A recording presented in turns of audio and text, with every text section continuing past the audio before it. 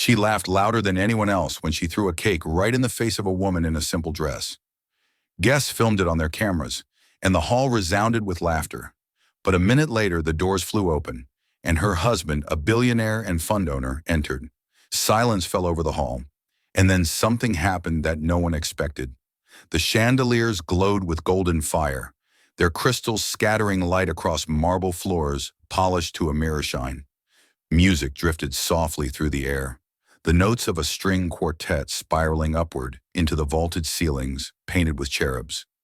It was the night everyone in the city had been waiting for, the annual charity ball hosted in one of the oldest mansions still standing on the prestigious avenue. Outside, a fleet of black cars lined the street, valets rushing back and forth, their movements brisk under the cool evening air. Inside, the crowd shimmered like a human constellation, sequined gowns glistening with every turn, tuxedos cut so sharply they looked sculpted. This was not simply an event. It was a declaration of status, an arena where wealth and lineage were paraded as much as diamonds and silk. At the very center of it all was the hostess. She descended the grand staircase slowly, every step deliberate, as though she were stepping onto a stage crafted only for her. Her crimson gown flowed like liquid fire behind her, the fabric hugging her figure with precision, daring every pair of eyes in the room not to follow her. Her family name was etched into the city's history, engraved on libraries, galleries, and endowments. To the assembled guests, she was not just a woman, she was a symbol of heritage, the keeper of gates that others only dreamed of entering. She offered polite smiles, little waves, a delicate tilt of her chin here and there, and every gesture was received like a blessing as guests shifted to align themselves closer to her orbit. The music swelled briefly as a fresh wave of guests entered. Among them was a woman who did not carry the same glow of obvious privilege. She moved gracefully but without theatrics, her steps measured, her shoulders straight. She wore a simple coral-colored dress, tailored well but lacking the flamboyant shimmer that most of the women wore. There were no glittering diamonds at her neck, no cascading jewels dangling from her ears. Her hair was drawn back neatly, her face calm and serene. Some in the crowd glanced at her and then dismissed her, whispering into champagne glasses with faintly amused smiles. "Do you know who she is?" a woman in emerald asked her companion as she watched the new arrival step into the golden light of the chandeliers. "I've never seen her before," the companion replied, lowering his voice. "Perhaps one of those outsiders who manage an invitation through charity work. They let all sorts in these days." A ripple of quiet curiosity followed the woman as she crossed the room. Some guests appraised her with narrowed eyes, others with subtle disdain. She seemed untouched by it all, as though their stares were no heavier than the air she breathed. She stopped near a table where glasses of champagne glittered on silver trays, lifted one delicately, and offered the server a small nod of thanks. From her vantage point at the heart of the ballroom, the hostess noticed the coral dress immediately. It was not the gown's design that drew her attention, but the absence of excess. In a room designed for spectacle, the newcomer's simplicity stood out like an affront. The hostess tilted her head slightly, her crimson lips curving into a smile that looked sweet from afar, though those who knew her better understood the edges were razor sharp. "She came here in that?" the hostess murmured to a close friend standing beside her. Her friend giggled into her glass, eyes darting toward the woman. Perhaps she got lost on her way to a smaller event. "A luncheon, maybe. That dress hardly belongs in this ballroom." The hostess allowed herself a soft laugh, just loud enough for those nearest to hear. Guests closer leaned in, eager for the spark of entertainment, already sensing the shape of a story unfolding. The orchestra played on, but the undercurrent in the air was beginning to shift. The woman in coral did not seek attention, but she drew it anyway. There was a quiet dignity in the way she moved, the way she held her glass without trembling, her posture unbent despite the whispers gathering like static around her. When a young man brushed past her too roughly, she simply stepped aside without glare or complaint, as though no insult had been delivered. The hostess, however, felt the weight of every glance that lingered on the coral dress instead of her own crimson blaze. The very fact that someone dared appear so unadorned in her ballroom felt like an intrusion, a disruption of the unspoken rules that kept her kingdom in order. She sipped her champagne slowly, never taking her eyes off the woman. "She must not understand where she is," the hostess said softly, more to herself than anyone else, though the words carried to those within reach. Heads nodded obediently. As the evening unfolded, the coral-dressed woman remained a quiet presence. She did not laugh too loudly. She did not force herself into conversations. She stood near a marble pillar at one point, watching the dancers sweep across the floor, her expression unreadable. A pair of socialites drifted past, whispering audibly enough to be heard. "Perhaps she borrowed the dress," one said with a sly smile. "Or bought it second-hand," the other added, covering her smirk behind a jeweled fan. The woman heard them, but her expression did not change.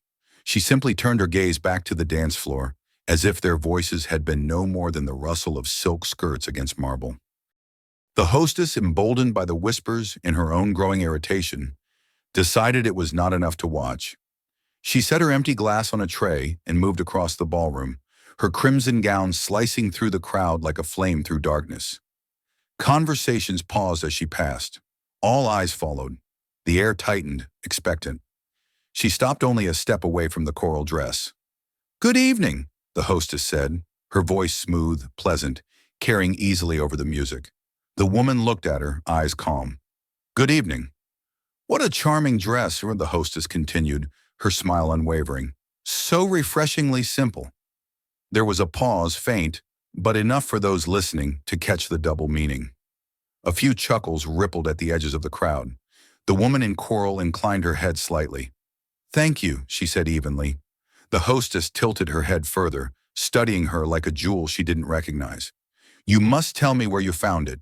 It's not often one sees such modest taste at a gala like this." The chuckles grew a little louder.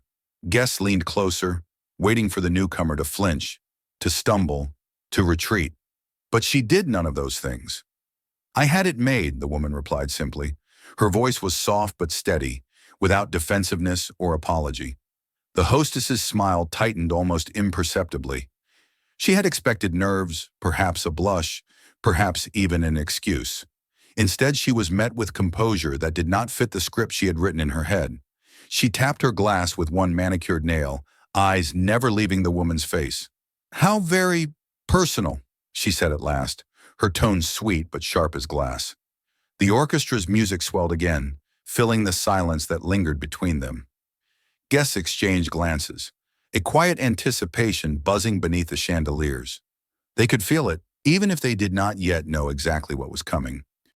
The hostess finally turned away, her crimson dress swirling behind her as she rejoined her orbit of admirers. Yet her eyes flicked back once, briefly, to the coral dress that had not wilted under her gaze. The woman still stood as she had before, silent, steady, sipping champagne with the air of someone who had not been touched at all. The hostess raised her glass again, laughter spilling from her lips like champagne bubbles. The crowd responded instantly, returning to its rhythm of indulgence and chatter. But beneath the surface, a new current was forming. The night was far from over, and already the ballroom had chosen its stage. The violins played a lilting waltz, but in the air between the chandeliers and the polished marble there was a shift, a faint ripple of expectation. The earlier exchange had not gone unnoticed. Whispers now traveled from table to table like invisible smoke, curling through conversations, feeding curiosity. Guests glanced toward the woman in coral as though she were a curious exhibit that might at any moment reveal its secret. Yet what they truly waited for was not her reaction. They were waiting for the hostess, the woman in crimson, to continue her performance. Everyone knew she did not let things rest once she had set her sights. At the head of the ballroom, the hostess lifted a fresh glass of champagne from a tray. She sipped slowly, her smile poised, though inside she felt a heat rise, not of embarrassment, but of irritation. The coral-dressed stranger had not buckled. She had not blushed, nor stammered, nor even lowered her gaze. For the hostess, who had spent her entire life measuring people by their willingness to bend, this calm refusal was intolerable. The woman's serenity, that unflinching poise, felt like mockery dressed as humility. And so, the hostess decided, it was time to press harder. She glided back into the crowd, her gown trailing behind her like a scarlet wave. Heads turned automatically. Guests knew instinctively when the evening was shifting into theater, when cruelty was about to become entertainment. The hostess's closest friends trailed in her wake, already giggling behind jeweled hands, anticipation glittering in their eyes. They had seen her work before. She could dismantle anyone with a smile and a phrase. Tonight would be no different. "Shall we go?" she whispered to her companions, her eyes locked on the coral dress across the room. The coral-dressed woman stood near the refreshment table, speaking quietly to a waiter who had offered her another glass of wine. Her voice was too low to carry, her smile polite but faint. She might have been any guest, blending into the background, had the hostess not chosen to draw her into the spotlight. The hostess approached, her heels clicking against marble like punctuation marks. The sound alone silenced those nearby, as if the ballroom itself understood it was time to listen. She stopped just a step away, her smile radiant, her tone dripping with the sweetness of someone about to serve poison disguised as honey. "My dear," the hostess said, her words carrying farther than necessary, "I've been meaning to ask again. Where on earth did you find such a unique dress? It must have been difficult to locate." The words floated into the air, simple in form, but heavy in implication. Laughter bubbled faintly at the edges of the circle forming around them. Guests leaned closer, pretending to adjust their cuffs, pretending to sip champagne, eager to catch every syllable. The woman in coral turned, her eyes meeting the hostess's directly. There was no flicker of anger, no flash of shame, only calm, as though she were listening to something far quieter than the orchestra, something only she could hear. "It wasn't difficult," she said softly, her voice steady enough to cut through the background music. "I knew what I wanted, and I had it made." The hostess's lips curved tighter. "How charming," she said, letting the words linger a little too long. "Most people here rely on designers with pedigree, but I admire your independence. It's so rare to see someone bring a personal touch to an evening like this, especially here, among tradition." A ripple of laughter followed. Guests smiled uneasily, some because they thought they should, others because they feared not to. The woman in coral lifted her glass and sipped slowly, as though none of it concerned her. The hostess's friends leaned in, their voices sharp enough for others to hear. "Do you think she had it made at a department store?" one whispered. "Or perhaps she sewed it herself," another replied, feigning innocence. "There's a certain homespun charm." The laughter grew louder, more certain now, feeding on itself. The hostess basked in it, lifting her chin slightly as though she had conducted an orchestra into perfect harmony. Yet something unsettled her still, the woman's silence, her refusal to flinch. "You must forgive me," the hostess said, her eyes gleaming, her voice rising just enough to be heard across the circle. "I forget that not everyone has the same resources. Still, you carry it with confidence. That's something." The coral-dressed woman finally lowered her glass. Her gaze did not waver, though her expression remained unreadable. "I find," she said evenly, "that confidence is less about what you wear and more about how you stand while others speak." The words were not sharp, not even loud, but they landed like stones dropped into still water, rippling through the air. For a moment the laughter faltered. A few guests shifted awkwardly, unsure whether to laugh again or to remain silent. The hostess's smile did not break, but her hand tightened slightly around her glass. She leaned closer, her perfume spilling into the space between them. "How very wise," she whispered, though loud enough for those around her to catch the mockery. "But do be careful, dear. Wisdom can sometimes sound like arrogance in the wrong room." Her friends laughed again, grateful for the signal. The circle swelled tighter, feeding on the cruelty, eager for escalation. It was not enough to poke. They wanted a spectacle. The woman in coral stood motionless, her calm spreading like frost over the fire of their laughter. She looked not at the hostess, but through her, as though measuring not her words, but her need for them. The hostess straightened, raising her glass higher, the scarlet fabric of her gown catching the chandelier light like flame. "To confidence, then," she declared, her voice sharp, ringing through the circle. May we all learn to wear it even when silk and diamonds are out of reach. Glasses lifted reluctantly. Some guests chuckled, others forced thin smiles. The orchestra played on, but the music felt distant now, as though drowned beneath the tension building in the center of the hall. The coral-dressed woman inclined her head slightly, her voice calm, her words deliberate. "Confidence doesn't require silk or diamonds," she said. "It requires remembering who you are, even when others forget." Her tone was soft, but it carried, the silence in the circle amplifying every syllable.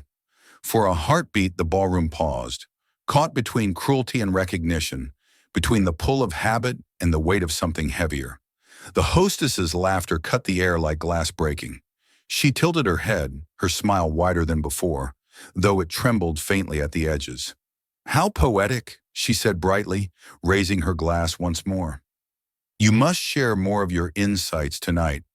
I'm certain everyone will find them unforgettable." The crowd answered with nervous chuckles, some glancing at one another, wondering whether they had witnessed the beginning of entertainment or the stirring of something else entirely. The hostess turned sharply on her heel, her gown sweeping behind her as she rejoined her circle of admirers. They buzzed with excitement, already whispering about what might come next. She had laid the first barbs, and the coral-dressed woman had not bent, which meant the game was only beginning. The waltz gave way to a livelier piece, the violins chasing the cello with a rhythm meant to summon guests back onto the dance floor. Couples obliged, their gowns and tuxedos swirling across the marble in well-practiced steps. Yet though the orchestra played with vigor, much of the ballroom's attention drifted elsewhere.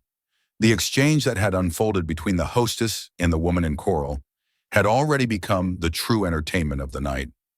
Guests stole glances across the room, watching as the crimson-clad hostess laughed a little louder, moved a little sharper, her voice ringing out as though she performed for an invisible audience. The circle of admirers orbiting her waited with bated breath. The coral-dressed woman remained near the refreshment table. She did not move toward the dance floor, nor did she attempt to leave. She simply stood with her glass in hand, posture unyielding, gaze steady. Her presence was quiet, but that quiet had weight. It unsettled some, fascinated others. To the hostess, it was intolerable. She could feel it now, the imbalance. She had mocked, she had poked, she had drawn laughter from the crowd, but her target had not reacted. No flinch, no tears, no retreat. Without collapse, cruelty did not feel complete. Without surrender, mockery rang hollow. The hostess had spent her life drawing power from the spectacle of others, bending before her. Tonight, before all these cameras, all these allies, this woman refused. And so she decided, if words would not break her, then something sharper must.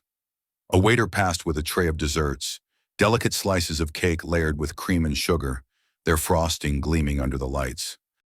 The hostess reached out without hesitation, plucking one slice from the tray and holding it aloft. Conversations faltered around her, eyes snapping toward the gesture. She could feel the crowd lean in, anticipation sizzling in the air, like static before lightning. She smiled wide and luminous, and turned deliberately toward the woman in coral. "My dear," she said, her voice carrying across the hush that fell. "You seem so fond of simplicity. Perhaps you'd enjoy something sweet to match?" Before anyone could process the words, before the woman in coral could speak, the hostess hurled the cake forward.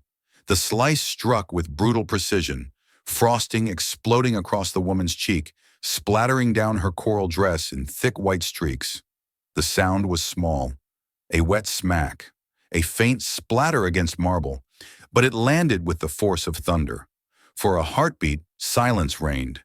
Then the laughter came. Nervous at first, awkward, uncertain. But laughter has its own momentum.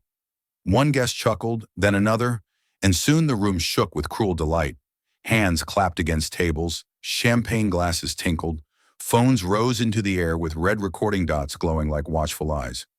"She wears it well," a man in a navy tuxedo shouted, his words greeted with laughter. "Frosting suits her better than coral," a woman added, her giggle sharp, almost desperate. The hostess basked in it, tilting her head back as though the room itself applauded her. She smiled, teeth flashing in the chandelier light, her crimson dress blazing like a flame that could not be extinguished. "Money doesn't buy class," she declared, her voice slicing through the laughter like a whip. The crowd roared louder, grateful for the line, grateful to be united in cruelty. Phones zoomed in, capturing the frosting streaking down the woman's cheek, dripping onto the fabric that clung to her figure. This was the moment they would share, the humiliation that would trend by morning. But the woman in coral did not break. She did not wipe her face, did not stumble back, did not flee. She stood motionless, spine a rod of steel beneath the ruined silk. Her chin lifted slightly, her shoulders squared, her eyes unwavering. The frosting glistened on her skin like war paint. She raised her hand slowly, deliberately, and scraped a line of cream from her cheek with 2 fingers. She studied it for a moment, then let it drop to the marble floor. The splatter was tiny, insignificant compared to the music and laughter. Yet somehow, in the charged silence that followed, it sounded louder than the orchestra itself. A ripple spread through the crowd. The laughter faltered, caught on the edge of uncertainty. Guests glanced at one another, their smiles brittle now, their eyes darting nervously. Someone whispered, "Who is she?" Another voice followed, "She doesn't look broken." The hostess felt it immediately, the shift in the room. It was slight, but undeniable. She could not allow it. She twirled her champagne glass, her laughter ringing louder, trying to recapture the audience. "Some doors," she said, her tone sharp and triumphant, "are meant to stay closed." The line was met with chuckles, but thinner now, weaker. Some laughed because they thought they had to. Others turned away, their expressions tight. Yet all eyes kept returning to the woman at the center, the one covered in frosting, the one who radiated something heavier than shame. Still, the hostess pressed on. She had tasted the power of the crowd before, and she would not relinquish it now. She raised her glass in a mock toast, her smile slicing like a blade. "To those who know their place," she announced. A ripple of forced laughter answered, glasses raised hesitantly, eyes darting nervously across the room. The orchestra resumed its playing, but the notes rang hollow against the tension pressing into the air. The woman in coral did not move. Her silence grew heavier with every second, pulling at the room like gravity, drawing eyes back again and again. Around her, guests whispered, their voices sharp and uncertain. No one stepped forward to help her. No one offered a napkin. That was the power of the hostess, the contagion of her scorn. To side with the humiliated was to risk exile from the circle.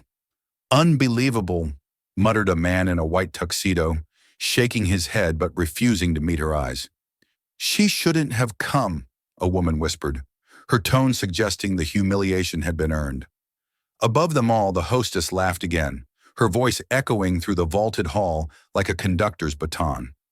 Waiters continued pouring champagne as though nothing had happened, but the air was changed. Thicker, charged, uneasy. Every glance that slid toward the woman in coral was part curiosity, part fear, part hunger for spectacle. She did not move. Not yet. The hostess strutted forward, her crimson gown shimmering under the chandeliers. She plucked another dessert from a tray, this time a delicate eclair, and with a theatrical toss, hurled it at the woman's feet. Crumbs scattered across the marble, frosting splattered across the coral fabric. "Oops," she said, feigning innocence, her friends howling with laughter. The woman stood still, frosting streaking her cheek, her dress stained beyond repair. Yet her posture remained unbroken, her gaze steady. The crowd saw it but did not understand. They thought they were watching the collapse of an outsider. What they were truly witnessing was the silence before revelation. The echoes of laughter still clung to the air, but they were already thinning. The orchestra played, yet the music seemed brittle, unable to carry the weight of the atmosphere. The hostess lingered at the center of the crowd, her crimson dress blazing like fire under the chandeliers, her laughter loud and triumphant. But not all eyes were on her anymore. Some, almost against their will, drifted back to the woman in coral, the one covered in frosting and crumbs, the one who had refused to bend. She stood perfectly still. Her hands did not tremble, her eyes did not flicker. The silence around her was not emptiness, it was density. something that pressed into the bones of those who dared meet her gaze. A man near the front shifted uncomfortably, his smirk dissolving when her eyes brushed past him. A woman with diamonds at her throat giggled nervously and then stopped, lowering her glass to her lips to hide the uncertainty. The hostess, sensing the flicker of unease, forced her voice higher. She gestured toward the stained coral dress and said, "You see, it doesn't matter what you wear. It will always reveal what you truly are." Her companions laughed obediently, but the sound was thinner than before. The woman in coral did not reply. She did not even blink. She simply lifted her hand, scraped another streak of frosting from her collarbone, and let it drop onto the marble. The tiny splatter cracked through the hall like a gavel. The smirks around the room faltered again, replaced by uneasy whispers. "She's not breaking," someone murmured. "She's pretending," another insisted, though the conviction in their voice wavered. The woman remained calm. Her mind, far from chaos, was crystalline. She remembered the kitchen of her childhood home, the scent of cornbread and soap, and her grandmother's voice whispering truths she had carried ever since. "The world will test you, not with fire, but with ice. They will try to freeze you out, to make you invisible, to humiliate you. Do not answer with noise. Answer with silence. Dignity is not what you shout, it is what you hold when others scream." She heard those words now, louder than the violins, steadier than the laughter. And so she stood, her chin lifted, her shoulders squared, every breath a reminder of her endurance. The hostess circled closer, her heels clicking against marble like the march of a predator. She leaned nearer, her perfume sharp in the air, her words dripping venom. "Confidence," she said loudly enough for nearby cameras to capture, "is admirable, but arrogance is dangerous. You must learn the difference." Her friends clapped. Someone snapped their fingers mockingly, and laughter rippled again. But it did not swell as it had before. It cracked, thin and uneven. The guests could feel something they could not name pressing down on them, as though the silence of the woman in coral was not emptiness, but gravity, drawing their eyes, tugging at their certainty. Phones hovered higher now, their lenses trembling. Influencers whispered breathlessly into cameras, narrating cruelty as though it were theater. Yet even they, as they spoke, glanced nervously at the woman who refused to react, as though afraid that her silence might seep into their words and hollow them out. The hostess tilted her glass, raising it high in mock salute. "To lessons learned," she shouted. "May they be remembered." The cheer she expected did not come. A few claps rang weakly, then died. The crowd shifted uncomfortably, their whispers growing. "Who is she? Why doesn't she leave? Why does she look untouched?" The woman in coral heard every word but absorbed none of them. She let their curiosity feed itself. Every second she stood without breaking was another fracture in the performance of her humiliation. They thought she was stone, but she was storm, gathering quietly, swelling invisibly. The hostess noticed the faltering energy. She laughed louder, harsher, desperate to reclaim her crown of dominance. She hurled another eclair, this time aiming for the woman's lap. Crumbs scattered, streaks of cream marked the coral silk. Still, the woman did not move. Her stillness was no longer passive. It was active, deliberate, unbearable to those who watched. Some guests began to lower their phones. A man cleared his throat awkwardly and muttered, "This feels wrong." His companion hushed him quickly, but the sentiment lingered. The hostess's smile tightened, her eyes flashing with irritation. "You should be grateful," she hissed, though she made sure the room could hear. "I've given you more attention tonight than you will ever deserve in your life." There was applause, mocking, forced, hollow, but it did not fill the room. It echoed instead, bouncing weakly off marble and glass, amplifying the unease rather than drowning it. The woman in coral drew a slow breath. Her silence was her weapon, and the room could no longer ignore its weight. She scanned the faces before her, memorizing them one by one. Those who laughed, those who turned away, those who wavered with shame. She did not glare, she did not condemn. She simply saw. And in that seeing, they felt exposed, as though her calm had stripped away their masks. The hostess tried once more, desperation leaking through her glamour. She raised her glass again, her voice sharp, brittle. This is my world, and some of us will always be inside, and some will always remain out. But the declaration did not land as it once would have. Guests were not laughing now. They were whispering, glancing toward the woman who still stood tall, despite frosting and crumbs. The silence had shifted, heavy now, not on her, but on the hostess, whose voice rang too loud, too hollow, against the weight of what refused to be broken. And in that moment, for the first time that night, the crowd realized they were not witnessing a downfall. They were witnessing a beginning. The silence stretched until even the orchestra faltered, the bows of the violins hesitating for half a beat before recovering. The air inside the ballroom was thick, as though every chandelier hung lower, pressing its golden weight upon the guests. The hostess, crimson gown blazing beneath the lights, smiled too widely, her laugh ringing a little too loudly as she sought to reignite the fire of mockery. Yet the flames would not catch. Too many eyes had shifted. Too many whispers carried uncertainty. And then the doors opened. They did not creak. They did not slam. They swung wide with such authority that the entire room seemed to inhale at once. Every head turned toward the grand entrance. Every glass of champagne held suspended midair. The music broke entirely as the quartet, startled, lost its place. Into the silence stepped a figure whose presence was not merely seen, but felt. He was tall, broad-shouldered, his tuxedo cut to perfection, his expression unreadable but commanding. His hair, touched faintly with silver at the temples, gleamed under the chandeliers. His stride was unhurried, yet each step seemed to echo louder than the last. And for those who recognized him, the effect was seismic. "It's him," a man whispered, the words escaping like a prayer.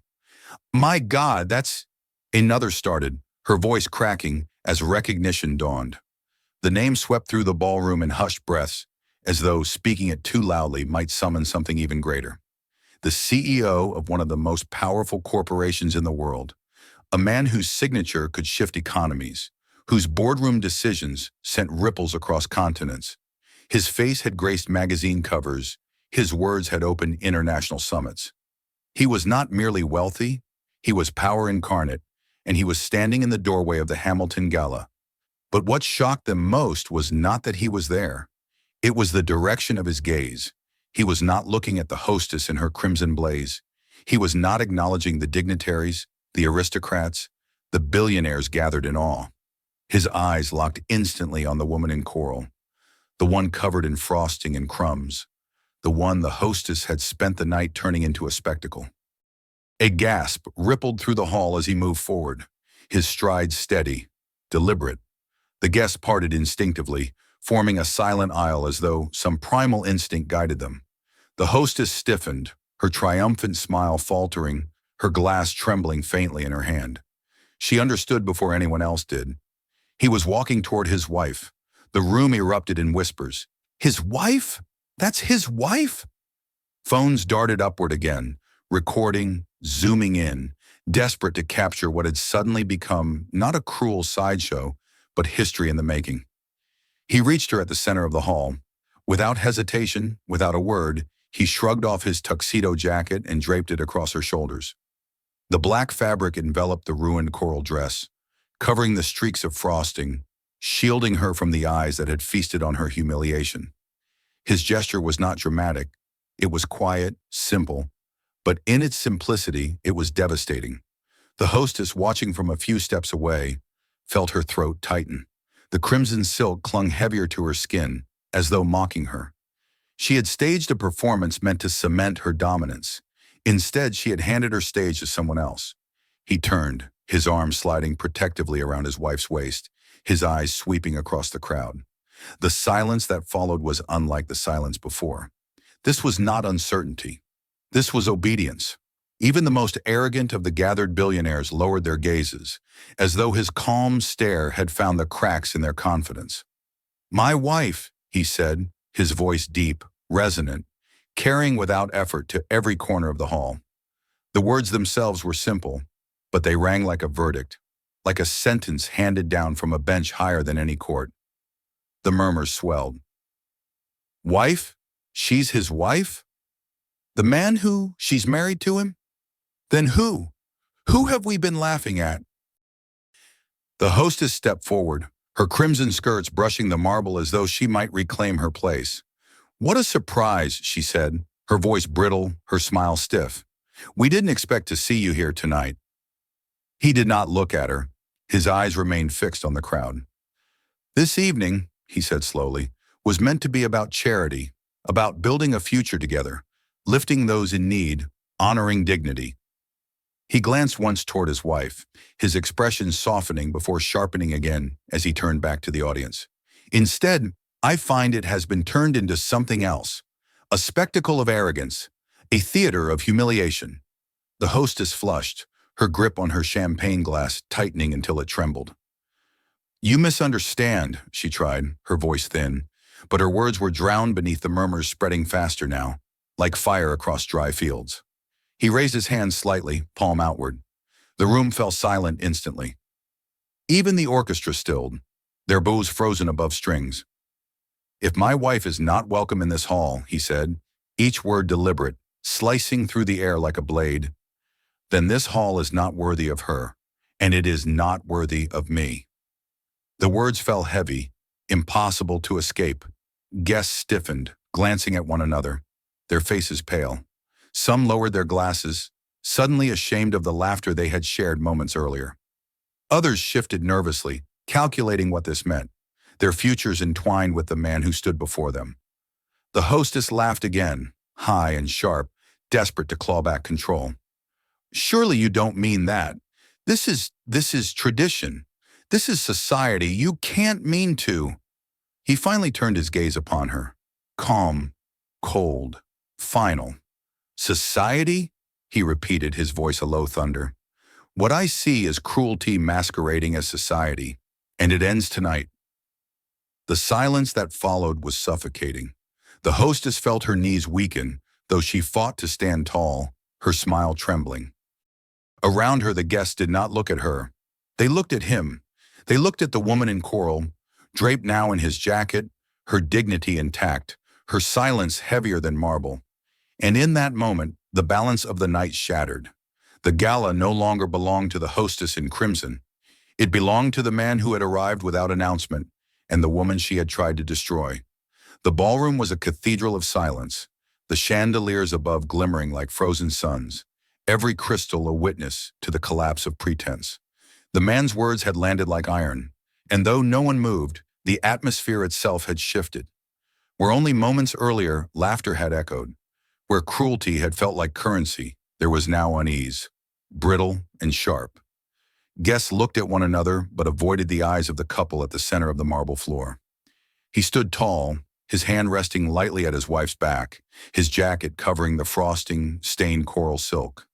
The fabric clung damply to her frame beneath, but with the black wool over her shoulders, she seemed transformed, not protected, but armored. His calm radiated outward, steadying her silence, amplifying it until the crowd itself leaned in. He did not need to raise his voice. His very presence commanded it. The hostess felt it slipping from her grasp. She had known the man would come tonight. The gala was, after all, financed in part by his empire. But she had not expected him here. Not now. Not stepping into the heart of her performance. And never draping his power so visibly around the woman she had marked as prey. Her crimson dress, once a blaze of fire, suddenly seemed garish, vulgar against the calm precision he embodied. Her smile stretched wide, brittle at the edges. Such drama, she said, forcing a laugh that clattered against the marble. I think perhaps the evening has been misunderstood. Surely you don't mean to cast judgment over a little jest. We were all just having fun. He turned his head, his eyes fixing her with the quiet weight of someone accustomed to being obeyed without argument. Fun, he repeated softly, and the room trembled at how the single word was stripped of joy. I call it humiliation. I call it cruelty. He let the silence stretch, his gaze sweeping the assembled aristocrats and billionaires. And I do not tolerate cruelty, not to strangers, and certainly not to my wife. The word wife cut deeper than any reprimand. Whispers ignited in the back of the hall. His wife? He said wife, didn't he? But she's married to him? The crowd rippled with dawning recognition. Some began to recall her face from magazine covers, from financial reports they had skimmed without thought. Some began to realize the gravity of the mistake they had just joined. Their laughter, their complicity, their smirks, all of it was now tied to the humiliation of a woman whose influence threaded through the very foundations of their fortunes. The hostess tightened her grip on her glass, her knuckles whitening. "It was not meant seriously," she said, her voice pitched higher, thinner. "We all know charity evenings invite unusual guests. One cannot be too strict about appearances." Her companions tittered obligingly, but their eyes flickered uneasily toward the man, whose expression remained unmoved. He raised his glass, not in toast but in command for silence. Instantly the nervous laughter died. Even the quartet lowered their bows, unwilling to intrude. "If my wife is considered an unusual guest," he said, his voice measured, resonant, "then perhaps you should reconsider what counts as usual. For her name, her companies, her vision, these shape the very foundations you celebrate tonight.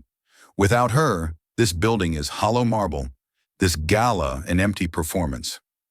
A collective gasp rippled through the room. People shifted, fidgeting, tugging at collars that suddenly felt too tight. Recognition was no longer a whisper. It was dawning clarity, heavy and undeniable. The hostess's smile faltered, then returned too quickly, stretched too thin. "You exaggerate," she said with brittle brightness. "This gala has been in my family for generations. My name, my blood built this city." He stepped closer, his gaze unwavering, the weight of his presence pressing her backward, though she held her ground. "Blood?" he said, the word cool, dismissive. "I do not measure worth by blood. I measure it by dignity, and tonight yours is lacking." The words fell like stones into the hall. Guests shifted uneasily, their gazes darting toward the hostess. But fewer now met her eyes. She saw it, felt it, as though the crowd itself was tilting, leaning away from her orbit. Where once she had been the sun, radiant and unchallenged, she now felt herself becoming a collapsing star, her glow swallowed by a gravity greater than her own. Her desperation sharpened. "Surely you don't intend to—" she began, but her voice cracked, betraying her fear. He lifted a hand, silencing her as though she were a child. His words were calm, deliberate. "I intend nothing," he said, "but the night has revealed everything. This is not your stage anymore. It is hers." All eyes turned again to the woman in coral. She had not spoken, had not moved, but now with his jacket draped over her shoulders, she stood taller, her silence radiant, her stillness more powerful than any declaration. The frosting on her skin looked no longer like humiliation, but like the scars of battle born with grace. The crowd murmured in awe. Guests exchanged frantic whispers, some already regretting the laughter they had lent so easily to cruelty. A man near the front muttered, "She's on the board of my firm. God help me." Another woman pressed her lips together, suddenly remembering a dividend check that bore the woman's signature. The hostess saw it all, the cracks forming in her kingdom, the loyalty dissolving like sugar in champagne. She forced another laugh, sharper, more desperate. "Let us not exaggerate. A dress, a little frosting, it means nothing. Surely we are not about to confuse a moment of levity with power?" But her words sounded hollow, absurd even, against the truth gathering in the room. The couple at the center, one silent, one resolute, had rewritten the script. The coral-dressed woman was no longer a target. She was the storm that had arrived without warning, and the man who stood at her side was the undeniable proof of her sovereignty. The hostess raised her glass again, but her hand trembled, droplets of champagne spilling down her wrist. She smiled too widely, but no one mirrored it. The laughter she tried to summon did not return. In that moment, roles reversed completely. She was no longer the queen of the ballroom. She was the jester, laughing alone, while her audience turned away. The silence in the ballroom was no longer one of unease. It was one of suspense, stretched taut as though every breath, every heartbeat, every clink of glass was a drumbeat in a march toward collapse. The hostess stood trembling at the edges of her crimson gown, her smile painted on like a mask that no longer fit her face. The man in the center of the hall, his arms still around his wife, exuded a calm so commanding that the chandeliers themselves seemed to lean closer to hear what he would say next. He drew a slow breath, his gaze sweeping the room with deliberate weight, as though measuring the worth of every soul present. Then, in a voice that needed no amplification, he spoke. "This evening," he said, each syllable resonant, "was to honor charity, to strengthen a foundation built on dignity, generosity, and shared responsibility. And yet I see before me not charity, but cruelty, not generosity, but arrogance.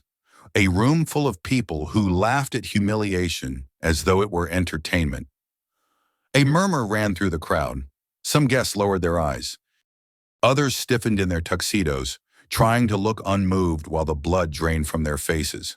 The hostess forced another brittle laugh, raising her glass higher as though to interrupt the tide that was clearly no longer hers to command.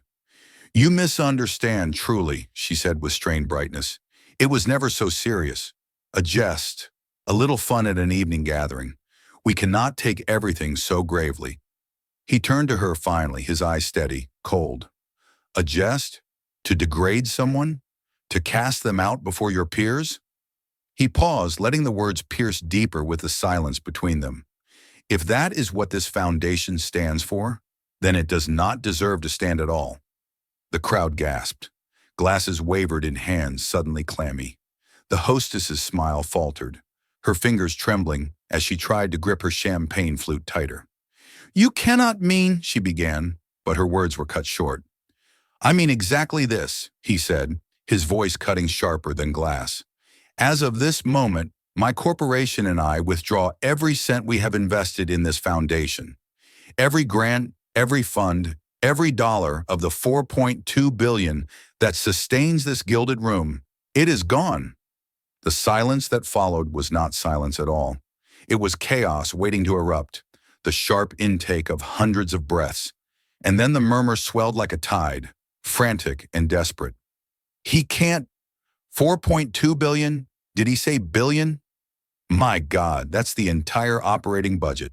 Without it, the foundation collapses." Phones lit up across the ballroom, fingers scrambling to type messages, to send alerts to assistants, to confirm the unthinkable. Socialites whispered furiously into each other's ears, their voices shrill. A banker's hand shook so violently that champagne spilled down his cuff. The hostess tried to laugh again, but it came out high and broken. "Surely you jest. You would not dare undo generations of—" "Generations of what?" He cut in, his voice a thunderclap against her shrillness. "Of entitlement? Of cruelty paraded as culture? You call this your family's legacy. I call it decay. Tonight you revealed its true nature, and so tonight I end it." The murmurs broke into chaos. A woman pressed her pearls as though they might shatter under her trembling fingers. A man stumbled toward the exit, muttering to his assistant, "Call the board, now, before markets open." Influencers lowered their cameras, their hands shaking too hard to film.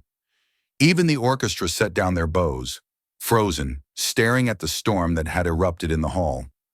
The hostess's crimson lips parted, her voice finally cracking. "You cannot take this from me. This is my family's house, my family's night. This city was built on our name." He stepped closer, his shadow falling across her, his voice calm but merciless. "Then let tonight mark the night your name ends. For what you built was never a house of legacy. It was a house of mirrors, and I have shattered them." The words landed like stones against glass. Around them, the audience shifted, leaning away from the hostess as though she carried contagion. Her friends, the very ones who had laughed loudest minutes before, now stood back, their faces pale, unwilling to be caught in her unraveling. The woman in coral remained silent, her head lifted, her stillness heavier than the chandeliers above. The frosting hardened against her skin like armor. Her silence did not surrender the stage it claimed it, and everyone could feel it. The hostess tried once more, desperation twisting her voice into a plea. "You can't.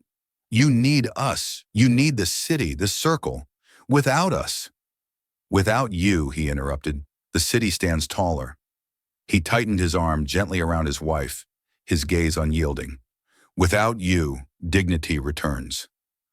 The hall erupted, not in laughter, not in applause, but in chaos. Guests scrambled for their phones, their futures unraveling with every whisper, every message sent. The hostess staggered, her glass slipping from her hand and shattering against the marble. Champagne bled across the floor like liquid gold pooling at her feet. And as she stared at the ruin of her night, her empire crumbling in real time, it became clear to every soul in the room, the balance of power had shifted forever. The shatter of the champagne glass still rang in the ears of the guests, its fragments glinting across the marble floor like the shards of her collapsing crown. The hostess stood frozen, her hand trembling at her side, her crimson gown clinging too tightly to her body, as though mocking her with its fire. For years she had been the center of every gala, the voice that carried across ballrooms, the queen of whispered alliances. Now, before her very guests, the empire she wore like perfume was evaporating. The crowd could feel it. They were creatures of instinct, trained by generations of privilege to sense where power flowed. And tonight it no longer flowed toward the hostess.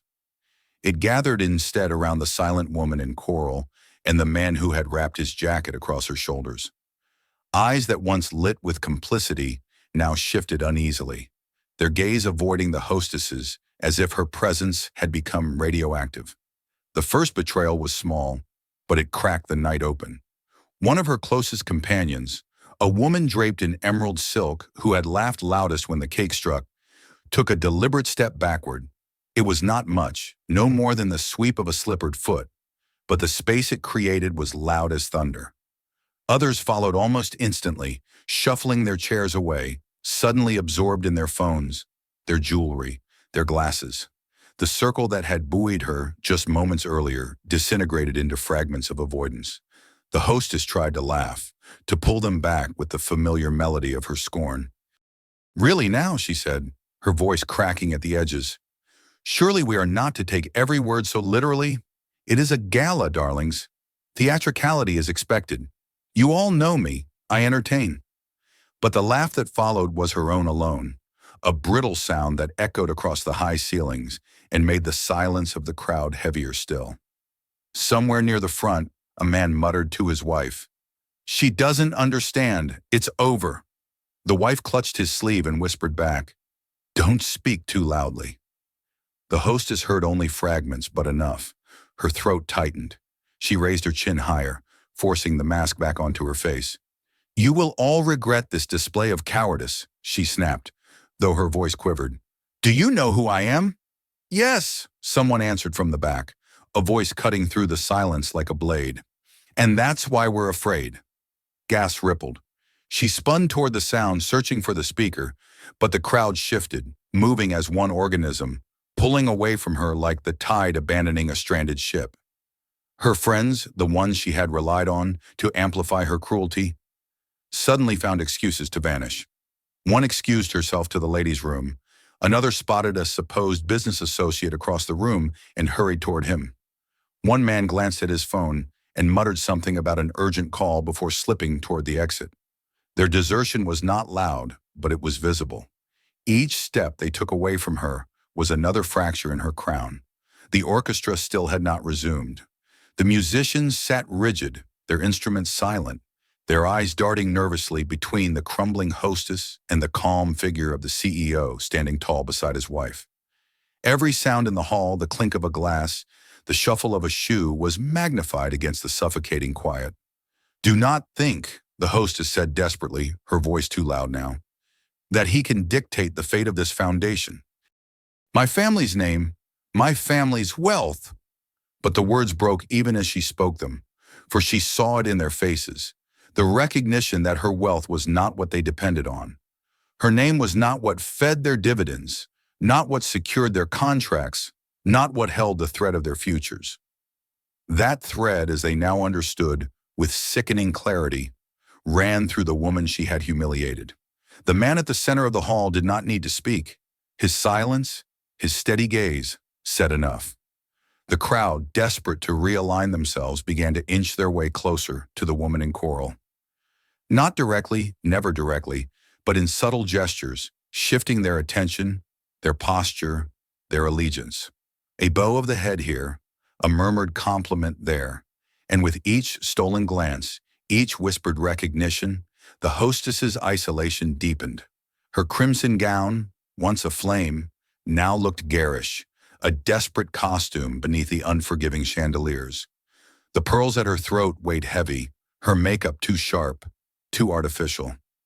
She could feel the shift like a tide pulling her away from the shore, leaving her stranded, gasping for footing on marble that now seemed to tilt beneath her.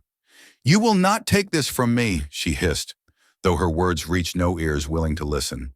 Her crimson lips trembled as she forced another smile, turning wildly to the crowd. "Champagne!" she cried. "Music! Let us not spoil the night with melodrama. Play on! Play on!" The quartet glanced at one another, but did not lift their bows. Not until the man in the center gave them permission would they dare. And that silence was louder than any symphony.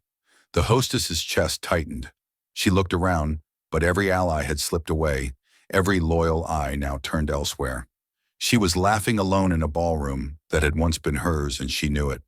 Her kingdom had crumbled in a single night, her throne reduced to shards of crystal and spilled champagne at her feet. And at the center of it all, the true monarchs of the evening stood together, one silent, one unyielding, claiming without effort the crown she had tried to mock. The ballroom had become a strange theater, where silence weighed heavier than sound, and every whisper carried the force of a verdict. The hostess stood isolated in her crimson gown, her glass trembling in her hand, her laughter brittle and hollow. Around her the crowd had turned, their glances slipping away, their allegiance dissolving like sugar in wine.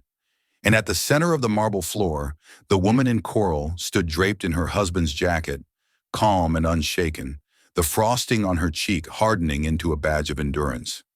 For so long she had been silent. Her silence had unsettled them, then frightened them, then transformed into something they could not escape. Now at last she drew a slow breath and lifted her chin. When she spoke, her voice was quiet, but the room bent toward it as though pulled by gravity. "Dignity is not for sale." The words rang through the air like a bell, clear and resonant. They were not shouted, but they carried, slicing through the whispers, through the fear, through the brittle laughter that had once ruled the night. Gasps echoed across the hall. Some clutched their glasses tighter, others let their hands fall slack at their sides. But all eyes returned to her. The hostess tried to answer with laughter, but it caught in her throat. She managed only a strangled sound that drew no support from the crowd. Her smile quivered, her lips trembling as the room leaned further away from her and closer toward the woman she had sought to humiliate. The coral-dressed woman let her gaze travel across the hall, unhurried, deliberate. She saw every face, the socialites who had laughed, the men who had smirked, the ones who had filmed her humiliation for their amusement. She looked at them with no anger, no vengeance, only calm recognition. And each time her eyes touched someone, they lowered their gaze in shame, as though exposed. "You laughed," she said softly, her voice still even, her tone still steady. "You filmed. You mocked. But understand this. Your laughter says nothing of me. It speaks only of you." A murmur ran through the crowd, sharp and electric. The words were knives sheathed in silk, slicing through their excuses, their justifications. The guests shifted uncomfortably, their confidence unraveling thread by thread. The hostess, desperate to reclaim even a shred of control, lifted her glass and forced a laugh. "And now she preaches," she sneered, her voice loud and mocking. "How noble! Shall we all fall to our knees and worship her? Is that what this is?" But her words rang hollow. No one laughed. No one clapped. The silence that followed was more devastating than mockery. Her power had evaporated, and she knew it. The woman in coral lowered her glass, her eyes unwavering. "This was never about worship," she said calmly. "This was about respect, something too many in this room forgot." Her husband's hand rested lightly at her back, his support steady but unnecessary. She did not lean on him for strength. Her strength was her own, built in silence, revealed only when the moment demanded it. He had spoken to protect her. Now she spoke to define herself. "You tried to make me small," she continued, her voice firming. "You tried to make me invisible. But understand this, humiliation is not weakness. It is a mirror. It shows the truth of those who deliver it, not those who endure it." The words landed like stones, heavy and final. Gasps broke again, sharper now, and then silence returned, thicker than before. The crowd stood caught between awe and shame, their certainty shattered. The hostess's face drained of color, her hands shook so violently that champagne spilled down her wrist. She glanced around wildly, searching for allies, for laughter, for even one sympathetic gaze. But there were none. Those who had once basked in her orbit now stared at the woman in coral, their admiration visible, their fear palpable. The coral-dressed woman let the silence linger, her eyes sweeping across them all one last time. Then she spoke again, her voice quiet, her words deliberate. "Power is not in cruelty. Power is not in lineage. Power is not in a name whispered with fear.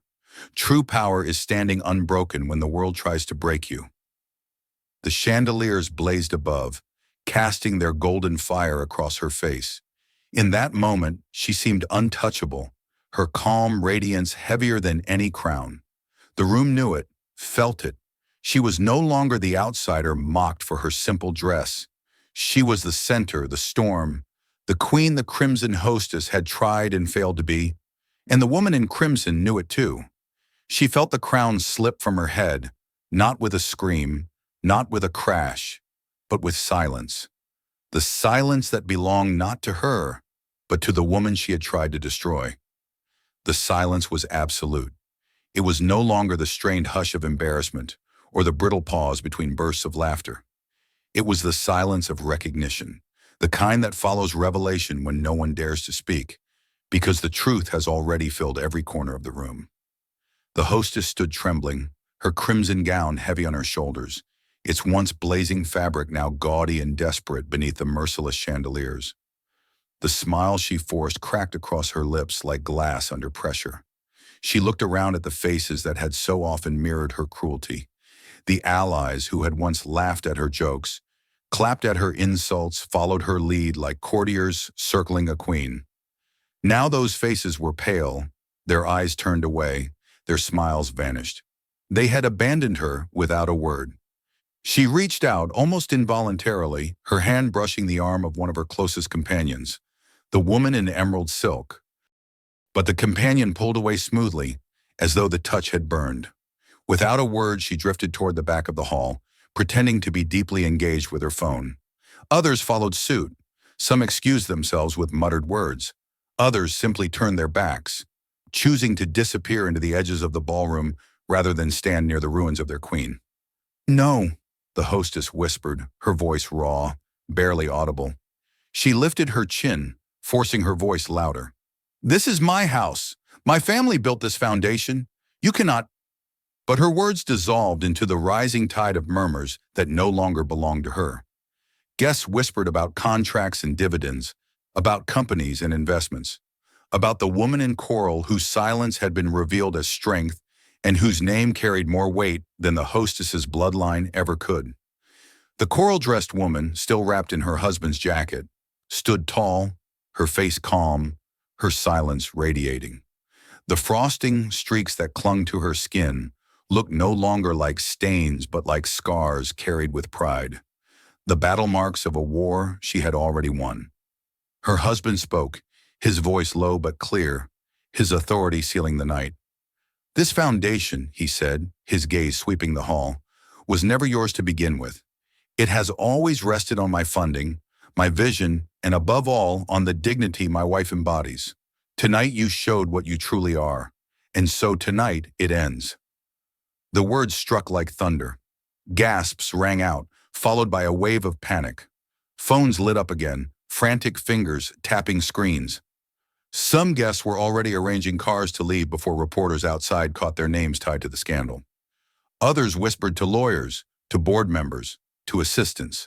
The air was frantic now, charged with fear. The hostess staggered a step back, the champagne she still clutched spilling across her trembling fingers. Her glass slipped again, shattering against the marble for the second time that night, shards scattering around her feet like fragments of her crumbling crown. You can't, she stammered, her voice breaking. This is my family's legacy. Her husband looked at her, his eyes steady, merciless. It was. Now it is nothing. The words crushed what remained of her facade. Her shoulders sagged, her eyes darting desperately from guest to guest, searching for someone to defend her. But no one stepped forward. Not a hand, not a whisper, not even a sympathetic glance. They avoided her gaze as if it might drag them down with her. Photographers at the edges of the hall, drawn by the commotion, raised their cameras. Flashes exploded like lightning, capturing her at her weakest, her face pale, her crimson gown clinging like desperation, her empire collapsing beneath the weight of her own cruelty. And always, just beyond her, in the frame, stood the woman in coral calm, unbroken, dignified. The couple turned. The husband's hand rested lightly at his wife's back as they moved toward the grand doors. Instantly, the crowd parted, forming an aisle. Men in tuxedos stepped aside. Women in diamonds lowered their gazes. Even the waiters stilled with their trays suspended midair. The chandeliers seemed to dim as the couple passed, the golden light shifting to follow them as though acknowledging their sovereignty. Just before they crossed the threshold, the woman in coral finally spoke once more. Her voice was quiet, yet it carried across the hall with the weight of inevitability. Humiliation does not weaken us, she said, her gaze sweeping the room one last time. It reveals who truly holds the crown. Her words echoed in the silence, searing into marble and glass, into memory and history. Not a soul dared to interrupt. Even the cameras seemed to pause, capturing her like a figure stepping out of myth. They walked through the doors together. Outside, flashes erupted like fireworks as reporters surged forward, their voices frantic, their microphones raised high. Headlines were already racing across the city. Billionaire CEO withdraws $2 billion from Hamilton Foundation. Gala ends in chaos. Inside, the hostess collapsed into a chair, her crimson gown pooling around her like the ruins of a throne. No one came to comfort her. No one whispered her name. Even the portrait of her father, looming above in oil and gold, seemed to glare down in judgment, its painted crown mocking the hollow one she had tried to wear. The gala was over. The empire was gone. And at the heart of the night's ruin stood a woman who had endured humiliation, not as defeat, but as coronation. If this story shook you, don't stop here. Hit subscribe right now so you never miss what happens next. Watch the next video waiting for you on screen. It's even more shocking than this one. And share this story with your friends because the world needs to see what true power and dignity look like.